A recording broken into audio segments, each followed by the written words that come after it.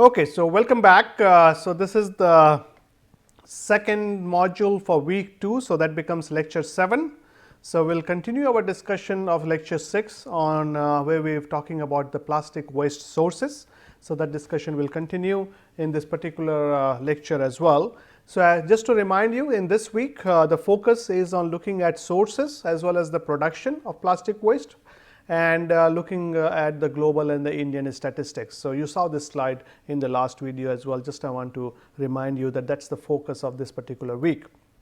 So in terms of the sources, we were talking about the plastic coming from municipal source, plastic coming from packaging industry, like packaging and the industrial sources, and therefore there were other sources out there as well, which leads to certain impact. So one of the impact is on land litter. Now what is land litter? Litter means when the waste is just thrown away and it is being unmanaged, we see it pretty much in many cities in the country. And as you travel through the train, unfortunate part is that, but when you travel through the train, what you see out of the window, as you approach certain cities, or you see that lot of garbage along the track, and many times it is actually thrown from the train as well. So a lot of packaging, mostly chips and other packaging that comes with that, gutkas and all those kind of stuff that you see. So that is litter. Litter means waste that is not being managed properly, and that's what you see in this particular picture, that waste is just thrown in the side of the road. Such a beautiful like a greenery on the back, but you see lots of waste on the side of the road. That's the littering that we call about. So plastic that either isn't collected, where the waste management facilities are lacking, plastic that's simply dropped or disposed on the streets in the environment, can be termed as land litter. So it is just getting into the land. So it's an aesthetic problem because it doesn't look nice, but more importantly, it's an environmental nuisance when on land. Why it is environmental nuisance? Of course, it just flow around, and many times we see that animals, especially cows and cows, dogs and goats and other animals, getting into that particular littered waste pile and try to eat some food waste which is actually wrapped in a plastic, and they consume those plastic into their body. I think a year before, I don't remember exactly when, but in India itself, when they on a dead cow, when they took that, when the cow died after as an old cow, when it's died, they were looking at the body inside the cow's body. So they basically did that dissection, and they found several kgs of plastic in the stomach. So what happens with this is these cows, by mistake, they consume this plastic, especially those thin plastic, and that stays in their body. That does not really degrade in the body, that does not get digested. So it stays in the body, and later on, since it stays in your stomach, they don't feel hungry, but there is no nutrient value coming out of those plastic. And when they don't feel hungry and there is no nutrient source going into the body, they get weak. Although the stomach is full, but it is full of plastic. And plastic is not providing any energy. So it kind of leads to the health effect. It leads to the animals getting weaker and losing life. And so that's a bigger problem. Although littering doesn't look nice, but at the same time it has a lot of environmental nuisance. It gets into the water from this littered waste. It potentially can go from the stream to the river, from the river to the sea, and then it kind of keeps on churning inside the sea, gets broken down to smaller pieces and creates problem over there as well. So these items such as can also be transported by wind and rain into drainage network, rivers, then transported ultimately to sea. So that's what is one of the major problem, plastics in ocean. That's a big problem, because ultimately ocean acts as a sink most of the stuff after ultimately ends up in ocean. So, ocean acts as a sink, and that creates most of this plastic does end up in ocean, which we will talk about in this particular week. So, it's a big deal in terms of land littered plastic. So, can you think about that the waste that is there on your on the road along when you drive to your home or bike to your home, you see a lot of littered plastic. The same plastic may be in ocean, say a few months or down the line. So, it does get transported, and when it's ocean, it can affect fish lives. If you enjoy eating seafood, then you may have this plastic coming back on your dinner plate one day in small pieces. So, of course, you will not like that. That's why it's very, very important to manage this plastic properly, so that we don't have those situations. So, that's in terms of land litter.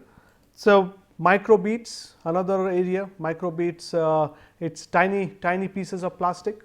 If you have used a scrubber, which we try to do our face, earlier most of these scrubbers were used, it will be natural stuff like ground almond. Almond is so costly now.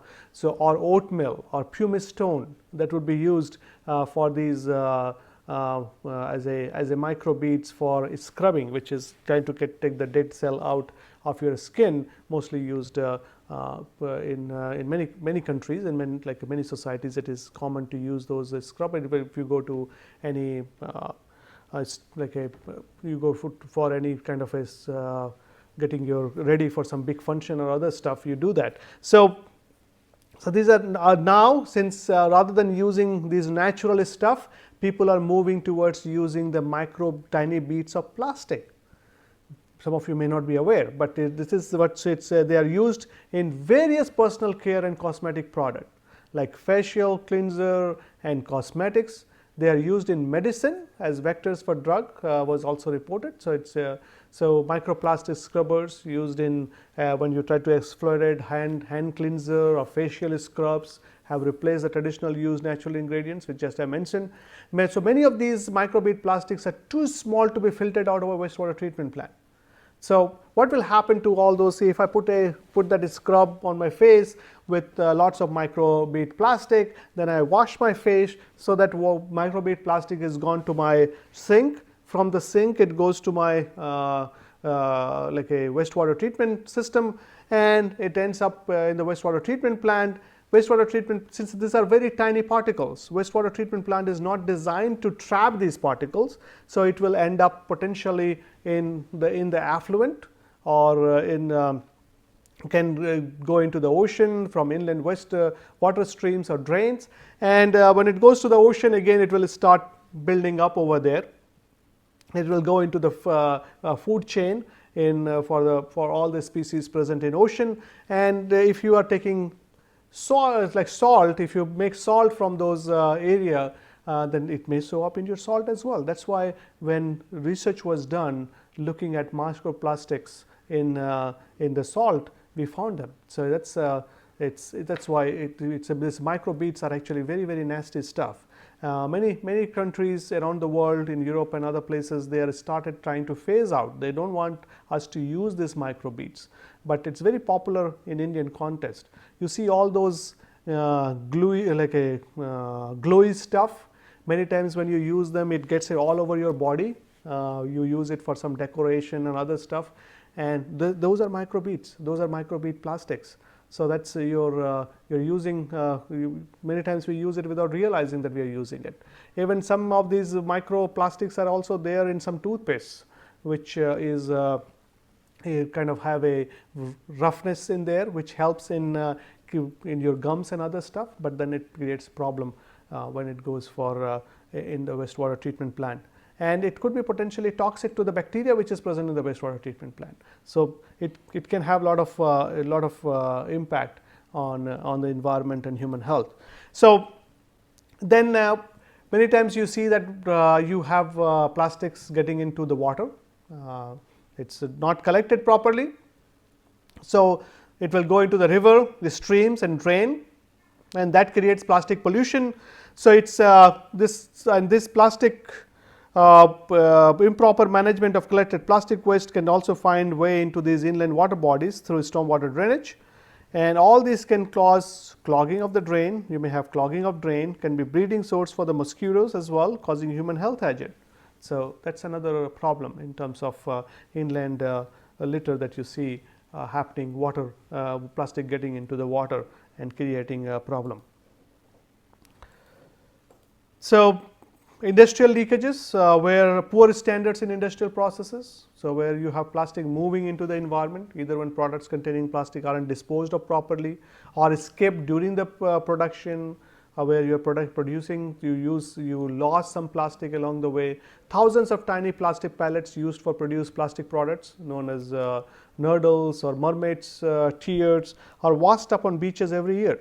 So, they are basically gets into the beaches every year. So, that is again, these are very tiny plastic pellets. So, those are your industrial leakages getting into the ocean.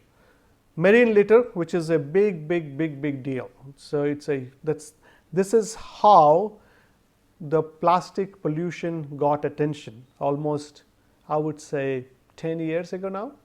So, if you as you have registered for this course, if you are taking this course, one thing there are so many information out there. YouTube has a lot of videos out there, but go and look at Great Pacific Garbage Patch, which we will talk about in this course. But I want you to look at that video from the YouTube. It's around 10 to 12 minutes video, which was one of the first video that came out. Great Pacific, it's on Pacific Ocean, garbage patch. If you go on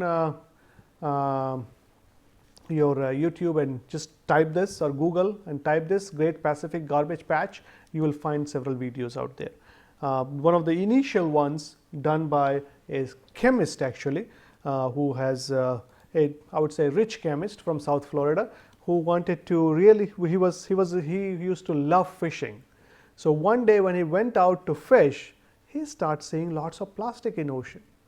So, he thought that we need to really do something about that, and to do something about that, the first thing he wanted to know is how much plastic is really out there.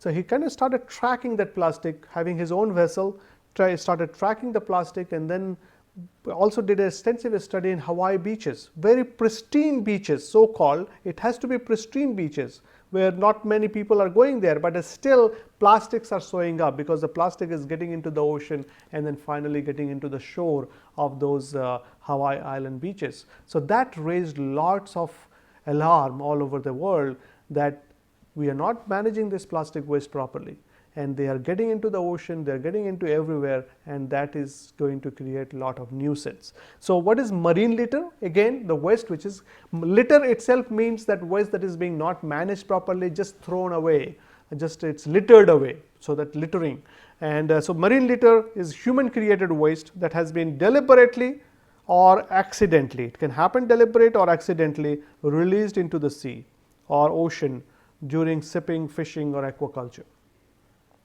So, when you go for holidays, when you go for visiting beaches, you go for disposing of bottles and food packaging on the sand also directly contributes to plastic getting into the ocean. So, when we started thinking about marine litter, people thought that maybe it is all the people, when we go for beach, we should collect all that garbage, we should not let that garbage go into the ocean. That's a very good thing to do, and that should be done. We should not leave the waste on the beaches so that it gets like sucked into the sea when we have high tide, when the water is coming into those, especially during the evenings when you see the water actually coming inland, many of those waste will go into the ocean. So, we should not let that happen. But even if that does not take place, it's still because of improper management of plastic globally in many developing countries and leakages from developed countries as well, plastic does end up in the water bodies, and as we know, most of these surface water, rivers and other stuff ultimately drains into the sea. So, that is where the plastic ends up. So, plastic at sea acts as a sink for this plastic waste. So, we see floating ocean debris tend to accumulate at the center of gyres and coastlines, frequently washing around when it is known as beach litter or tide rack, whatever. So, that is what the marine litter is all about. We get a lot of marine waste, especially a lot of plastic is showing up there. You go on Google and look at marine litter, look at the marine plastic problem. You will find lots of pictures, lots of videos out there, and you should watch those videos and and then try to get more information, because we cannot play those videos in this at the part of this course. You need to go and look at those, and if you find some good video, post it on the discussion board, the link for it, so the others can enjoy, others can see it, and others can learn from that as well. Then there are certain secondary sources. Now, what is secondary sources? Secondary sources are the microplastic. They are the small pieces of plastic derived from breakdown of large plastic debris. It could be both at the sea and the land.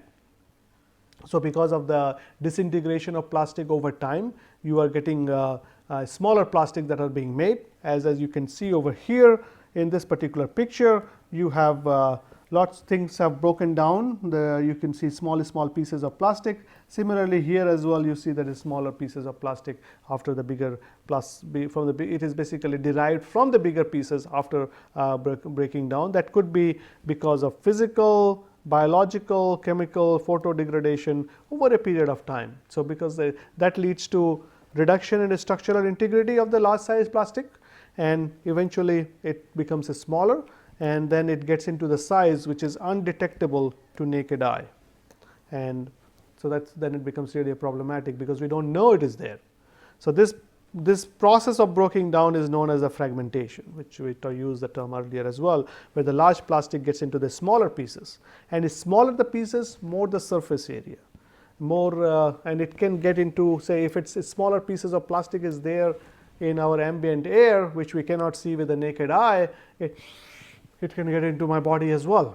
So, smaller pieces of plastic can get into the water that I am drinking, so those are because it cannot be filtered out. It's a very tiny pieces. So, that becomes really a nuisance. That becomes really a health hazard.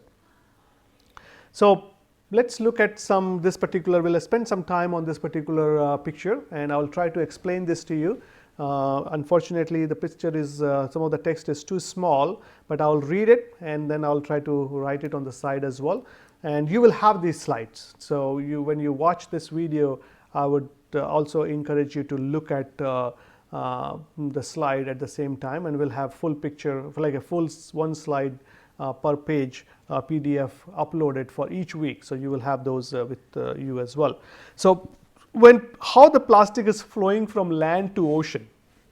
So, that is the whole process we are trying to explain using this graph, and this was done as part of a report done in UK, very nicely done. So, we thought we will just use that. So, here is the source, and again I would like to highlight that for every lecture videos, for every lecture every week, we have used lots of pictures, and many of those pictures are not our own pictures. So, we have put the sources at the bottom here, which you should do whenever you are doing any presentation.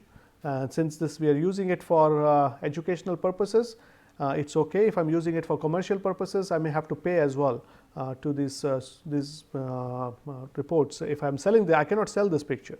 So, but since we are using it for educational purposes, it's okay. But it's always it's actually kind of mandatory that you have to list the source. So, every slide we have the source at the bottom wherever there is a picture used which is not our picture, which our means developed by me or my TA in our department here at IIT Kharagpur. So, those sources are there, and you need to, if there are certain things on this picture which you don't understand, go on the source. Most of these are coming from reports, and that report explains it in more detail how these pictures were derived. We'll try to do that here, but if you miss something, you of course put it on discussion board. Even after that, you want more information, go at these as websites and look for more information. So, that will help you. So, coming to the topic here, so plastic waste flow from the land to ocean. So, so here the focus is where do the plastic come from and where do they go. So, that is what. So, here we have some land based, the inland sources are there. So, land based sources, this much you have land based which is coming from day to day activities, wastewater treatment plant and all that. Then there are some land based coastal sources where people going to the beaches. So, here you have 9 million tons per annum. So, it is estimated that 9 million tons per annum of plastic waste is going into the ocean from the beach activities that is happening globally. So, that much plastic is going into the ocean. From land based, it is around 0.5 million ton per annum. So, from the land based sources, from the inland sources, we are getting 0.5 million tons, which is much comparatively is less than, I would say, compared to if you look at the coastal activities, it is much less, even less than 10% of that, but it by itself it is a significant amount as well, 0.5 tons per annum. Now, total, and then we have at sea, sea, what is the source? It could be the fishing litter.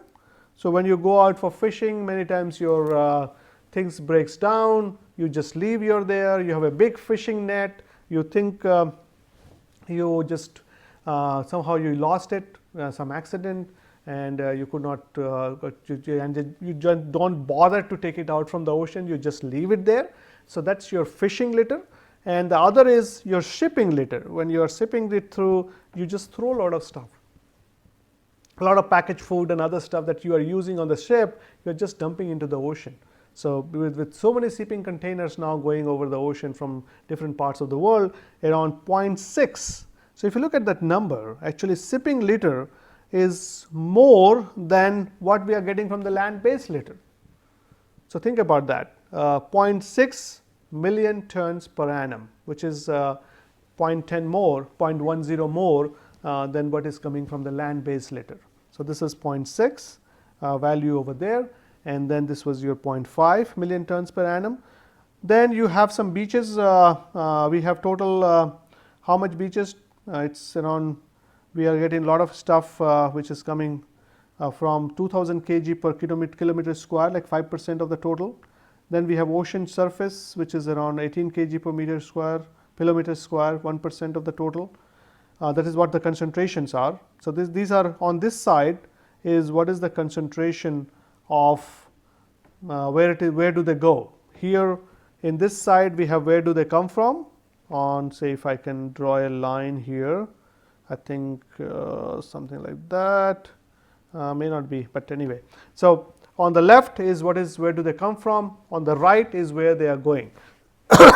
So, they are in the beaches around 2000 kg per kilometer square, 5% of the total ends up in the beach soil that you get over there. Ocean surface is getting around 1% of the total, which is 18 kg per kilometer square, what you see in the ocean surface, which is actually bad for the fish and other stuff, because many times when these plastics are broken down, it is there on the surface, fish thinks that it is a food and they eat those plastic because they think that it is like a small fish, because there becomes a shiny small particles, and then the bigger fish eats the small fish. That's how plastic keeps on going up the food chain.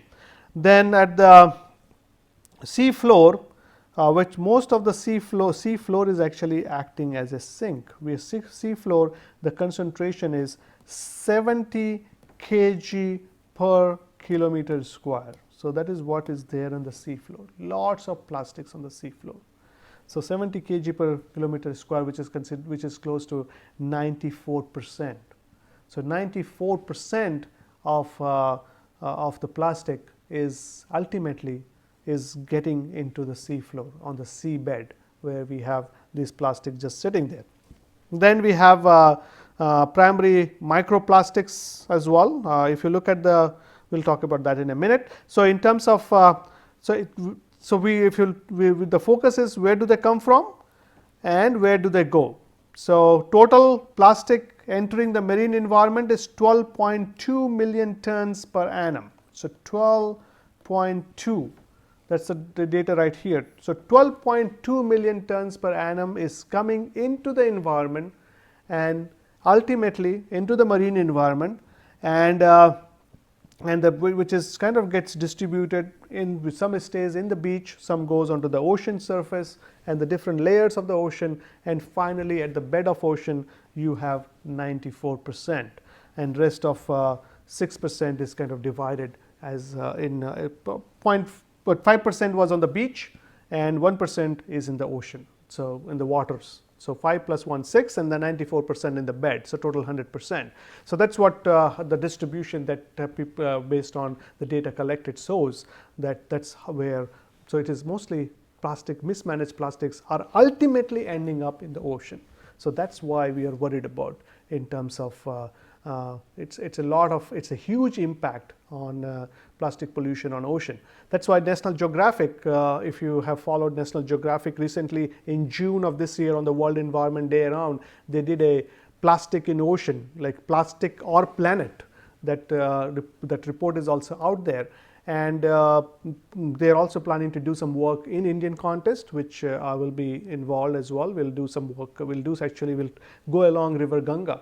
And that's part of my research, and hopefully if I can share some experience from there, hopefully that most likely will happen after this course is over. But those of you who are interested, we can talk about that later. But that's where we will be tracking plastic getting into Ganga from all the way from Rishikesh, Haridwar to Howrah, to where it like a Hooghly River. We will try to quantify how much plastic is getting into River Ganga from mismanaged sources of municipal solids and other sources that we have along the River Ganga. So that's a huge project. It will be done starting sometimes in February, March of 2019. We will start that, and then it will continue as probably for a year, or most likely it will be a 2-year project. We are still working on details on that. So you saw that where the plastic is being produced and where it is end up, plastic waste. Then one of the component of was the primary like a microplastic. So how much, let's look at some of these microplastic, which is very, very important in terms of source. So this microplastic we have in terms of, let's make a new one. So that's the microplastic we are looking at. So it's around 0.95 million tons per annum. So since they are micro, its size is small, so weight is also small. All the data is as per weight. So 0.95 million tons per annum of microplastic that is getting into into the environment. Out of that, we have some. What are the sources? We are getting cosmetics. We have some marine plants, which has some plastic as well. We have road paint, building paints, textiles. Many textiles use plastics, pallet spills, vehicle tire dust. So vehicle tire dust is actually and they are all in 1,000 tons. So vehicle tire dust is 270,000 tons. Then pallet spills is 230. Then we have textile is 190,000 tons. They are not in million, they are in thousands. And then we have building paints, road paint, cosmetics. So cosmetics, 35,000 tons. 35,000 tons of microplastics are used in cosmetic industry, and these are all per year. So this is per year figure. So think about that. If you whenever you use some cosmetics, you are actually you possibly are using some microplastics. So look at that label a bit carefully. Then you have the marine paint, which is also carries. Marine paint means the paint which is used for those boats and other stuff. From the boat, from the whole big ships, the ships that we have, they are all painted, and that will have a little bit of plastic like microplastic, which will leach off into the ocean.